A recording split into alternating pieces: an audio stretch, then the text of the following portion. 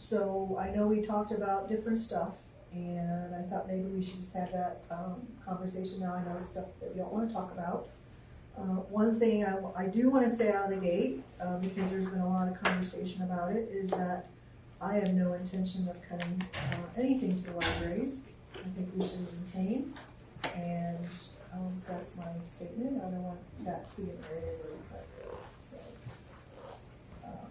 Yeah, I We're was gonna just simply cut asking a licenses. question. I wasn't asking to cut either. I know that's what I've been accused of, but that's, I was just asking questions. Okay, so we're just gonna get that out there, out of the way. Yeah, Alright, so, what do you guys, should we have to cut? Cause if we have to move more expenditures out of rural to make sure that we have enough allowance for rural, that means we're gonna have to pull it probably from general basic, more than likely, cause supplemental is, maybe a little bit from supplemental, but, supplemental is limited as to what we can put in there. So, why don't we talk about, should we have to do that? What are your thoughts about that? if there's a shortfall. If we need to find some place, to do that, not saying we have to, doesn't mean we will. Just, I wanna be aware about, cause I don't wanna be having these conversations at the 11th hour, because that's when, we don't make the best decisions. So, I'd like to have it now, so it's out on the table, and so if we need to do something, we know exactly how much money it would put, it would take out of our expenditure line, and that way we can make those decisions next week should we have to. Anybody have any thoughts on that? Well, it's hard not knowing exactly what our shortfall is and what we're trying to capture. But I just wondered if, I know there's a lot of smaller entities that subcontract their IT.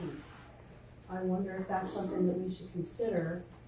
I know it's difficult when you have one person sometimes who does that, and whether or not, Other they're counties have done that, available or, other counties have done that. That, obviously would still have to figure out you would have to address the physical person, like, if they needed to do, a computer replacement, hypothetically. we'd still need an inventory, we'd still need. We'd still need someone to- inventory, we'd still need someone physically there to work with solutions to do that. There's, I think outsourcing, is an option. It's not something this county's ever really looked at. But I'm nervous about what changes we're gonna see coming down the pike. And if we don't do it this year, I think we'll probably need to be making these conversations next year. So, and not only that is, of course, our residents need lower property taxes. They want lower property taxes because it's overly burdensome. People are having trouble staying in their homes because they cannot afford the property taxes. So I think we need to seriously consider how we're gonna do that. And the only way to do that is somehow shrink government footprint. So we need to, I think we need to start having these conversations now, whether we do them this year or next year. If we don't do them this year, I have a feeling we're gonna have to do them next year. I don't like having these conversations, but we've kicked the can down the road enough. The legislature has been forced to make changes regarding property taxes because local governments have gotten out of control. We saw that last year at our public hearing, we saw it the year before our public hearing. People are not happy with the high property taxes in our county and not just our county. So if we're talking about outsourcing, where else could we outsource?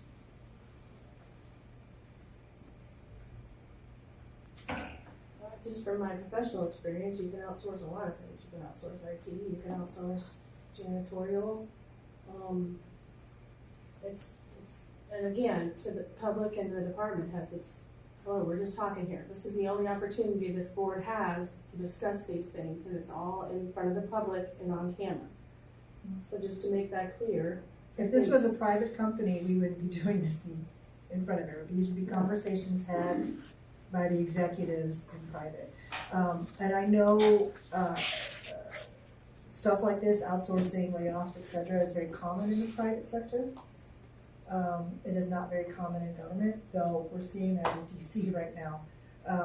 So I think we need to talk about that, so we're prepared should we have a shortfall, so we're not behind the 8 ball.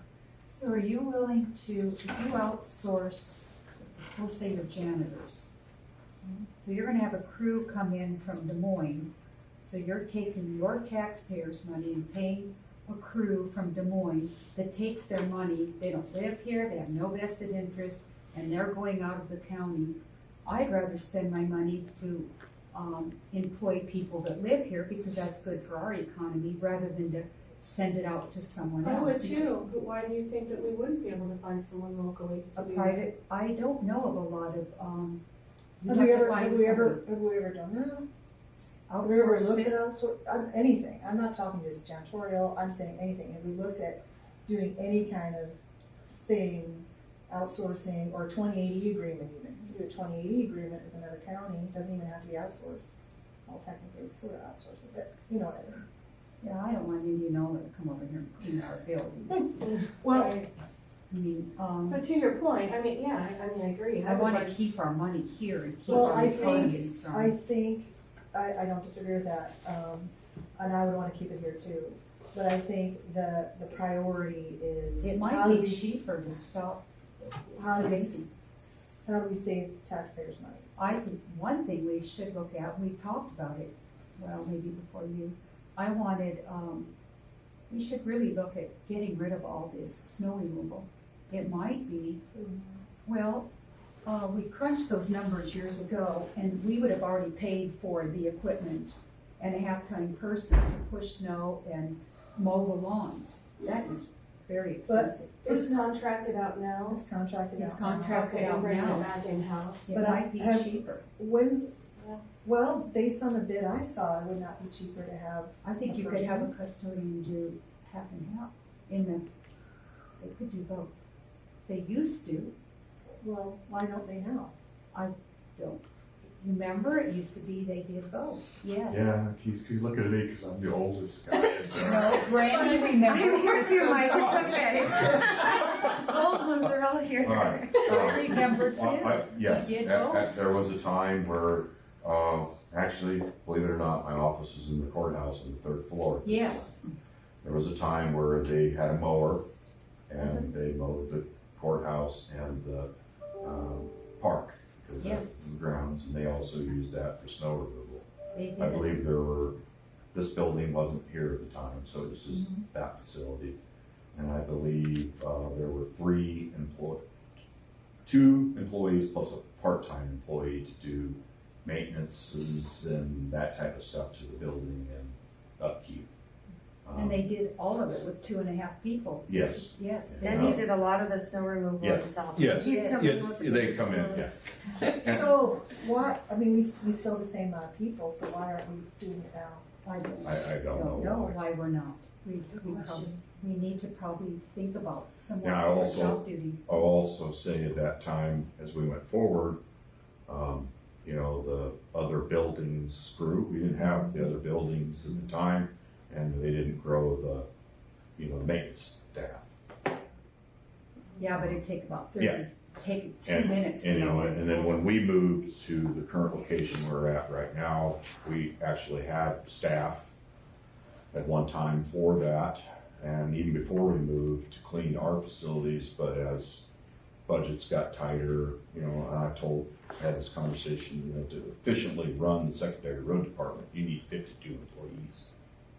That's not gonna happen. No, not. So that's why we have 33, and I have 2 that are not filled. And they cut the janitor services out. So, between us cleaning it when we get a chance, because we'll clean our own stuff, and then we also have the services of the current services right now that will come down, and the people that are doing maintenance will also come through our building. So, I don't know, and that's the history history. At one time, we, Extra parking lots now too. yes, right, You know, there's more. before we didn't This have whole, this the annex facility wasn't building. here, the county had no parking, the But other still, buildings it's doable. didn't exist, so. So I'm wondering if we should do a cost analysis between, you know, contracting it out and versus, maintaining it in-house staff. Because when you contract it out, you have that fixed cost, but when that in-house staff, and this is stuff the private sector is always doing back and forth, so. And that's why options. And the public sector. Huh?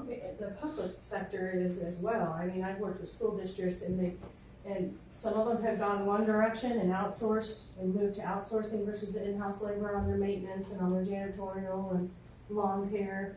And some have actually went that way and come back to in-house. I mean, so it's kind of all over the board. I'd be happy to talk with some of my, you know, contacts as far as what their experiences were and their cost benefit. I know they've already done it different scales. Right, because But- I'd like to do that, because I would like to see I'd like to see a cost benefit analysis, because I know we've talked about bringing things in-house and potentially hiring another person to do all this stuff, but then you have, you know,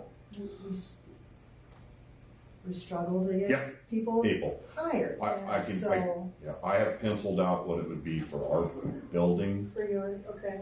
just so you know, for mowing and that type. We take care of our own snow removal down there because, hey, it's 4 o'clock in the morning, we just take care of it, we're up there. But mowing, right now is contracted out on, and it's when you guys do your contract, it's part of it. When they started doing that, I have ran numbers on, we don't have a mower, we don't have a finished mower. And that's the big thing, when you buy one of those and then That's have to big, dedicate an employee to it, it starts to be problematic. The other things that we don't have are some of the chemical-based products that you can buy in bulk, let's say, to treat the yards and that kind of stuff. But whatever. But that's just one spot. You know, if you can find it all, maybe it's possible to make that work. I'm just talking about my world in secondary roads, that's it. How much of your own cleaning do you do? How much of our own cleaning? Well, we're grateful that the staff comes down and tries to hit our building maybe once a week or maybe every 2 weeks. We have to knock down hallways and, you know, we're in a muddy environment, you know, daily. We'll have to sweep or clean stuff up. So you're technically almost cleaning your own building. We've also hired out of the secondary road department outside sources for cleaning, and that experience has been plus and minus both. Okay. You have to find the right company. So I would be open to doing cost benefit analysis. I know we've kicked this around multiple times in the last few years. In-house versus outsourcing. However, there is the question, I still think we need at least one in-house staff member for facilities if there's, you know, an issue, if there's a locked door, or something's broken, or. Well, you have to have somebody that calls to Site. companies to come and fix it. Correct. Yes. So, but I'd like to see that, to see if there is a saving, so then we can know whether this is something we can do, because I don't wanna just do it before we have a chance to evaluate it. And then the other one you mentioned, Jess, was IT. I know, Jen had mentioned that we do have managed services currently, and we could always expand that to be 100%. Once you factor in the salaries and the upping of, usually when you outsource IT, it's usually about a 50% savings. So if it costs you about $150,000, you'll, you know, save anywhere from $70,000 to $80,000 a year on average. If you do 100% outsourcing. saving. If you do like a hybrid to where you do partial, and maybe do a part-time person or a contractor, that lowers it probably to 60 to 70% savings. Well, you're talking private sector. In the government, I've always worked for government. I find that when you outsource, the government gets hammered. No, That's what- we would still use what our current company is, Solutions. We already have a managed services agreement with them now. I've looked at their prices, if you up it to 100%, Yeah, it's about the same, and I don't know why, because to your point, yes, usually you get snookered. You paid $180 But for a $15 hammer, yeah. Yeah, but because we already have a relationship with them and we already have a contract, it would just be a simple matter of just upping that. So we wouldn't have we already have a relationship with them. So we'd have in-house IT or not? Well, that's the question is do we want a hybrid approach or do we want a 100% approach? It depends how much we want to save. So we need cost benefit on both of Yeah, these. so, but usually it's in my experience, it's about a half. So if you spend $150,000, currently it's gonna be $70,000 to $80,000 in savings, usually. Now, I think there should be some kind of physical presence, kind of like with facilities, either someone who's on call or a contractor or part-time. But yeah, that would be a place we could potentially save some money. I know this is not something that's comfortable to talk about, but we have to deal with reality here, and we are being faced with budgetary issues. If not this year, will definitely be next year. And we also have a public that's demanding lower property taxes. So a lot of times the only way to do that is to make changes in how government functions and spends money. So those are two ideas. Anybody have any other ideas that we can potentially cut?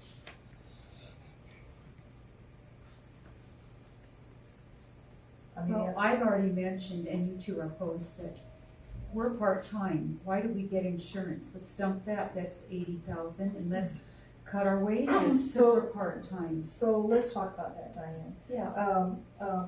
We are not part-time hired people. We are elected officials, and I don't know about you, but I have never worked part-time here. It's always been more than that. And when you run for office, you carefully consider what is involved in the office. So, wages, benefits, time. I don't clock in and clock out. Our part-time employees here do, Diane. Do you get calls after 5? All the time. Okay. And Do I you get work calls a on the lot. weekend? All the time. Okay, so it's not a part-time And job. you know I work a lot. I know you do. It's not a part-time job. And the other thing too is,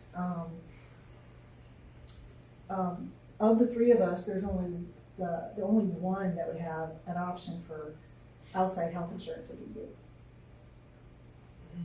Well, because you'd have access to Medicare. So, and you've had access to Medicare for 5 years now and chosen not to take it. So, I don't understand why you're bringing this up when you know full well. Because you ask everybody else to make sacrifices, and I'm willing to make it. And If you're willing You to shouldn't make it, talk. why haven't you made it? Yeah, you don't have to accept the insurance, do you? no, I guess I don't, do I? Okay. So, when elected office, political office is not the same as a 9 to 5 or half-time. Because, like you said, it's not part-time. Okay, in fact, if you have any questions on that, feel free to talk to Rex, because he complains about it all the time. And I can't speak for you because you're relatively new at this, so I don't know the time you put, but I know, at least Diane and I have not, it's not been a part-time job for me. So, I'm a little disappointed that you brought that up, Diane, especially knowing that neither Jess nor I would have access to insurance if we did that. Okay, move on. Okay, so, okay. Any other ideas? Obviously, the other option is to, where we can outsource, is to cut staff. Other counties are already having this conversation, who are in far worse shape than we are, unfortunately. So that would be something we'd have to talk about. I know the auditor's office gave up a part-time person. Treasurer's office gave up a part-time position. So we could look at either, I don't know, other departments off the top of my head, if they have part-time positions. that we could, do away with, or, make full-time positions part-time. But that's something that I think we need to talk openly about, and it's the elephant in the room. I wanna have access to all options in case we need to take them. Or in case we choose to take them in order to lower property taxes, because again, that was what, November was about. So, What are your Retirement thoughts? Options, there's, I mean, basically anything could be on the table, right? we could offer early retirement options, yes, that's an option. We'd have to probably work with HR on that. I think buyouts are very costly though. Well, it all depends. I know, But I the don't Board think of we could Health do afford to get something? rid of the staff. We don't. They inquired, I did some legwork, but to my knowledge, they They didn't do- didn't go through with it. Okay. Not that I know of. So that's something we can certainly look into. Early retirement options is a way to, potentially lower cost. We're gonna try to lower our internet and phone potentially, like bundling and Yes. copies of scales, right? Yes, that's something, we're not gonna be able to get that done before April 1st, but No, that's something that I intend to tackle for next year's budget to see if we can do some master agreements. And then obviously when we sell the public health building, those operational costs will go away too. Well, you're gonna get rid of all of your, did we take that off, the homemakers, that's all gone. That's all gone. So, so we won't have to pay for separate internet access, a separate phone bill, separate garbage pickup, separate power, all that kind of stuff. So we'd save some money there, on an annual basis as well. So I just wanna have this conversation, so it's out there, so we can consider it. If not this year, we'll probably have to look into it next year. so do we wanna talk about who's gonna pursue the cost benefit analysis of these few categories, or do we wanna? I can do the ROI on the IT, cause that's something I'm probably, most comfortable with and most knowledgeable on those contracts. And then the facilities, who would like to do that? For the janitorial and stuff, or for the Either janitorial or, outdoor snow removal? snow removal, see if in-house versus, because I don't wanna assume that our existing staff will be able to do that, okay? Cause there's no guarantee that they'll be able to do that or want to do that. So, that's another thing to consider is if we decide to bring that in-house, is our existing staff capable of doing that? And I don't know.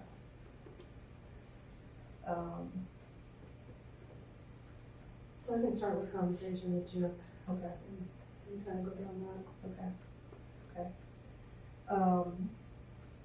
And then regarding staffing, I think we should, put that as a last resort, if we have to.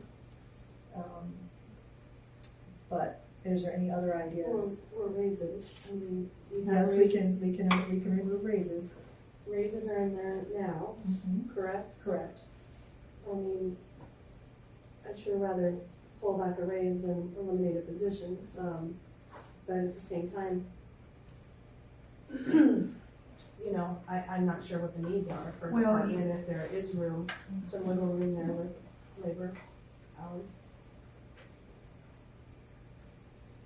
Well,